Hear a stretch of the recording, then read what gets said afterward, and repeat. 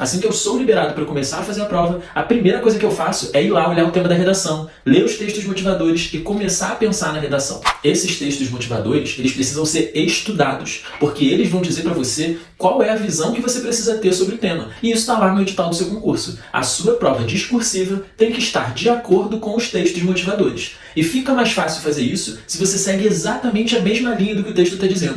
Esse texto sempre vai estar ou de um lado positivo, enaltecendo os benefícios e falando sobre como aquele tema é bom, destacando o lado positivo daquilo, ou ele vai trazer um aspecto mais negativo, falando dos cuidados que você precisa ter em relação àquele tema, dos perigos relacionados àquilo e dos malefícios, das consequências ruins que aquilo traz para a sociedade. Se você tiver dois textos motivadores, cada um deles com um posicionamento diferente, você vai escolher o posicionamento que você tem mais facilidade para defender. E aí começa a manha da redação. Você precisa demonstrar domínio sobre o uso da língua portuguesa, clareza nos seus argumentos e ser convincente, ser redondinho ali na sua argumentação. Você não precisa ter os melhores argumentos do mundo e nem o melhor ponto de vista. A redação não avalia a sua qualidade de ideias. Ela avalia a qualidade da sua escrita. Então, mesmo que a sua ideia seja muito ruim, você consegue muitos pontos na redação se ela tiver com argumentos bem encadeados um no outro e se tudo aquilo fizer sentido. Agora, trazendo de volta para a parte prática, você vai chegar na sua prova, você vai olhar o tema da redação e você vai interpretar os textos motivadores, entendendo qual é o ponto de vista que eles colocam sobre o tema e vai desenvolver a sua redação a partir dos textos motivadores. Esse texto ele sempre vai trazer uma ideia principal, ele vai trazer alguma palavra-chave, algum termo específico que também precisa estar na sua redação.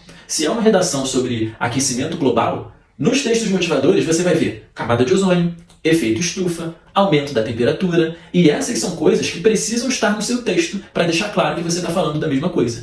Nesse primeiro momento, você vai escolher qual é o ponto de vista que você vai defender a respeito daquilo, e ele vai estar de acordo com os textos motivadores, e você vai escolher quais são os argumentos que você vai usar para defender aquele ponto de vista.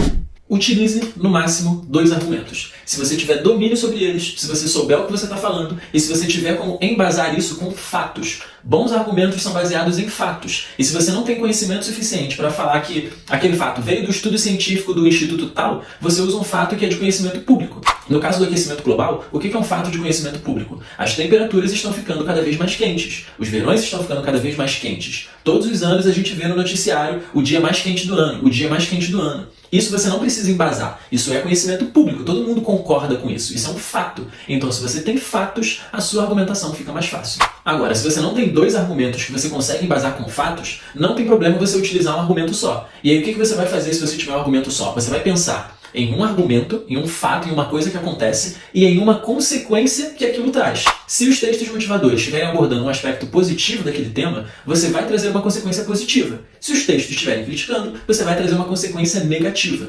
E aí a sua redação ela vai ter a seguinte estrutura. Pensa na sua redação como uma conversa que você vai ter com o examinador. E o que você precisa mostrar? Você não precisa convencer ele de nada. Você precisa mostrar que você sabe usar a língua portuguesa para expor uma opinião, embasar essa opinião com fatos e depois fazer uma conclusão que liga tudo aquilo de forma lógica. Como isso vai acontecer dentro da sua redação? No primeiro parágrafo, você vai apresentar qual é o ponto de vista que você vai defender. E aí você vai começar isso da seguinte forma. No Brasil contemporâneo, muito se tem discutido a respeito de... E aí qual é o tema? Nesse sentido, é importante destacar os pontos positivos, os pontos negativos, os benefícios que tal tema traz para a sociedade, tais como A e B, se você tiver 2 argumentos, 2 fatos, né? Ou tais como A, se você tiver um só. Pronto. Você já situou isso no tempo e no espaço, você já falou qual é o tema que você vai falar e você já falou qual é o posicionamento que você vai adotar em relação àquele tema, apoiando ou criticando. No segundo e no terceiro parágrafo, você vai desenvolver os fatos, os argumentos que sustentam a ideia que você apresentou no primeiro parágrafo, o ponto de vista que você apresentou no primeiro parágrafo. Se você tiver A e B, você vai fazer no segundo parágrafo a ideia A e no terceiro parágrafo a ideia B, da seguinte forma. Segundo parágrafo começa assim. Em primeiro lugar, uma consequência clara e percebida por todos é A.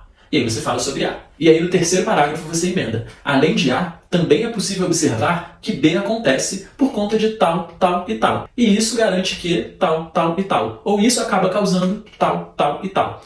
Você traz um fato e uma consequência daquele fato, reduzido rapidamente em cada um dos parágrafos. Agora, se você só tiver um argumento para sustentar a sua ideia, no segundo parágrafo você vai apresentar esse argumento.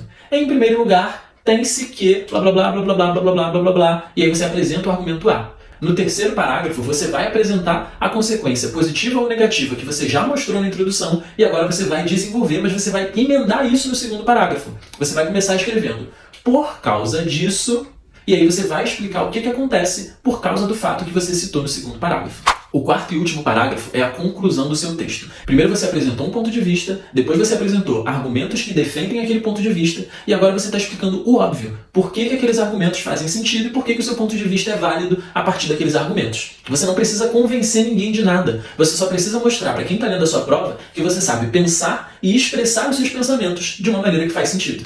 É isso que você vai fazer na sua prova, mas presta atenção, porque você não vai fazer isso de uma vez só. Quando você chegar na sua prova, você vai ler os textos motivadores, entender quais são as palavras-chave, entender qual é o ponto de vista que você vai assumir e pensar em argumentos que defendem aquele ponto de vista.